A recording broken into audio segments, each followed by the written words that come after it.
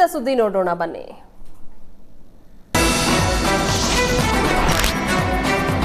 ಖಾಸಗಿ ಕಾಫಿ ಎಸ್ಟೇಟ್ನಲ್ಲಿ ನಡೀತಾ ಇರುವ ಜಲ್ಲಿ ಕ್ರಷರ್ ವಿರುದ್ಧ ಕೆಲ ಗ್ರಾಮಸ್ಥರು ಆಕ್ಷೇಪ ವ್ಯಕ್ತಪಡಿಸಿರುವ ಘಟನೆ ಚಿಕ್ಕಮಗಳೂರು ತಾಲೂಕಿನ ಚಂಡಗೋಡು ಗ್ರಾಮದಲ್ಲಿ ನಡೆದಿದೆ. ಗ್ರಾಮದ ಹೊರಭಾಗದಲ್ಲಿ ಗಣಿಗಾರಿಕೆ ನಡೀತಾ ಇದ್ದು, ಇದರಿಂದ ಚಂಡಗೋಡು, ಬೆಳಗೋಡು, ಕಂಚಿಕಲ್ ದುರ್ಗ, ಗುಡ್ಡದೂರು, ಸಾರಳ್ಳಿ, ಕೆಸವಿನ ಹಕ್ಲು ಸೇರಿದಂತೆ ಸುತ್ತಮುತ್ತಲಿನ ಗ್ರಾಮಗಳಿಗೆ ತೊಂದರೆ ಆಗ್ತಾ ಇದೆ ಅಂತ ಸ್ಥಳೀಯರು ಆರೋಪಿಸಿದ್ದಾರೆ. ಸದ್ಯ ತಾಂತ್ರಿಕ ಸಮಸ್ಯೆಯಿಂದ ಜಲ್ಲಿ ಕ್ರಷರ್ ಸ್ಥಗಿತಗೊಂಡಿದೆ. ಕ್ರಷರ್ ಸ್ಥಗಿತಗೊಂಡಿದ್ದರೂ ಗ್ರಾಮಸ್ಥರಲ್ಲಿ ಆತಂಕ ಇದುವರೆಗೂ ದೂರ ಆಗಿಲ್ಲ. ಖಾಸಗಿ ಜಮೀನಿನ ಅಕ್ಕಪಕ್ಕದಲ್ಲಿ ಅರಣ್ಯ ಪ್ರದೇಶವಿದ್ದು, ಕ್ರಷರ್ನಲ್ಲಿ ಸ್ಫೋಟಗಳನ್ನು ಬಳಸಿದಾಗ ಕಾಡು ಪ್ರಾಣಿಗಳು ನಾಡಿಗೆ ಬರ್ತಾ ಇವೆ ಅಂತ ಕೆಲ ಗ್ರಾಮಸ್ಥರು ಆರೋಪಿಸಿದ್ದಾರೆ. ಗ್ರಾಮಸ್ಥರ ಸತತ ಆರೋಪದ ಹಿನ್ನೆಲೆ ಸ್ಥಳಕ್ಕೆ ಗಣಿ ಮತ್ತು ಭೂವಿಜ್ಞಾನ ಅಧಿಕಾರಿಗಳು ಭೇಟಿ ನೀಡಿ ಪರಿಶೀಲನೆ ನಡೆಸಿದ್ದಾರೆ. ವಿವಿಧ ಬೇಡಿಕೆ ಈಡೇರಿಸುವಂತೆ ಆಗ್ರಹಿಸಿ ಹಾಗೂ ತಮ್ಮನ್ನೂ ಸರ್ಕಾರಿ ನೌಕರರೆಂದು ಪರಿಗಣಿಸಬೇಕು ಅಂತ ಒತ್ತಾಯಿಸಿ ವಸತಿ ಶಿಕ್ಷಣ ಸಂಸ್ಥೆಗಳ ನೌಕರರು ಪ್ರತಿಭಟನೆ ನಡೆಸಿದ್ದಾರೆ. ಚಿಕ್ಕಮಗಳೂರಿನ ಆಜಾದ್ ಪಾರ್ಕ್ ವೃತ್ತದಲ್ಲಿ ಪ್ರತಿಭಟನೆ ನಡೆಸಲಾಗಿದೆ. ಸಮಾಜ ಕಲ್ಯಾಣ ಇಲಾಖೆಯ ಅಧೀನದ ವಸತಿ ಶಿಕ್ಷಣ ಸಂಸ್ಥೆಗಳ ಸಂಘದ ಅಡಿಯಲ್ಲಿ ರಾಜ್ಯಾದ್ಯಂತ 821 ವಸತಿ ಶಾಲೆ ಕಾಲೇಜುಗಳು ಕಾರ್ಯನಿರ್ವಹಿಸ್ತಾ ಇದ್ದು, 2 ಲಕ್ಷಕ್ಕೂ ಅಧಿಕ ವಿದ್ಯಾರ್ಥಿಗಳು ವಸತಿಯುತ ಶಿಕ್ಷಣವನ್ನ ಉಚಿತವಾಗಿ ಪಡಿತಾ ಇದ್ದಾರೆ.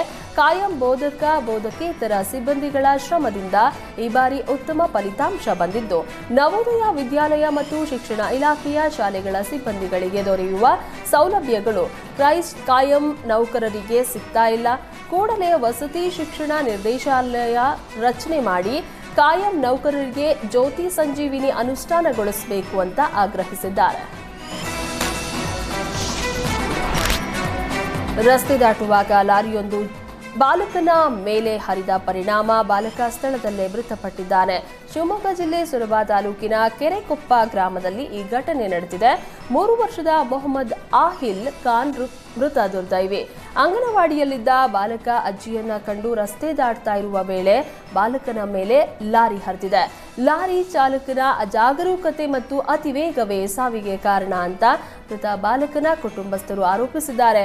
ಕುಟುಂಬಸ್ಥರ ದೂರಿನ ಅನ್ವಯ ಸೊರಬ ಪೊಲೀಸ್ ಠಾಣೆಯಲ್ಲಿ ಪ್ರಕರಣ ದಾಖಲಾಗಿದೆ. ಬಕ್ರೀದ್ ಹಬ್ಬ ಹಿನ್ನೆಲೆ ಗೋಹತ್ಯೆ ಮತ್ತು ಗೋಸಾಗಾಟ ನಿಷೇಧ ಮಾಡಬೇಕೆಂದು ಆಗ್ರಹಿಸಿ ಕಲಬುರಗಿ ನಗರದಲ್ಲಿ ವಿಎಚ್ಪಿ ಮತ್ತು ಬಜರಂಗದಳ ಕಾರ್ಯಕರ್ತರು ಪ್ರತಿಭಟನೆ ನಡೆಸಿದ್ದಾರೆ. ನಗರದ ಜಿಲ್ಲಾಧಿಕಾರಿ ಕಚೇರಿ ಮುಂಭಾಗದಲ್ಲಿ ಪ್ರತಿಭಟನೆ ನಡೆಸಿ ಬಕ್ರೀದ್ ಹಬ್ಬಕ್ಕೆ ಬಲಿ ಕೊಡಲಿಕ್ಕಾಗಿ ಬೇರೆ ಬೇರೆ ಕಡೆಗಳಿಂದ ಜಿಲ್ಲೆಗೆ ಸಾಕಷ್ಟು ಗೋವುಗಳನ್ನು ತರಲಾಗ್ತಾ ಇದೆ. ಜಿಲ್ಲಾಡಳಿತ ಈ ಬಗ್ಗೆ ಕಟ್ಟುನಿಟ್ಟಿನ ಕ್ರಮಗಳನ್ನು ಕೈಗೊಳ್ಳಬೇಕು, ಗೋಹತ್ಯೆಗೆ ಅವಕಾಶ ಕೊಡಬಾರದು ಅಂತ ಜಿಲ್ಲಾಧಿಕಾರಿ ಮೂಲಕ ಬಜರಂಗದಳ ಮತ್ತು ವಿಎಚ್ಪಿ ಕಾರ್ಯಕರ್ತರು ಸರ್ಕಾರಕ್ಕೆ ಮನವಿಯನ್ನ ಸಲ್ಲಿಸಿದರು.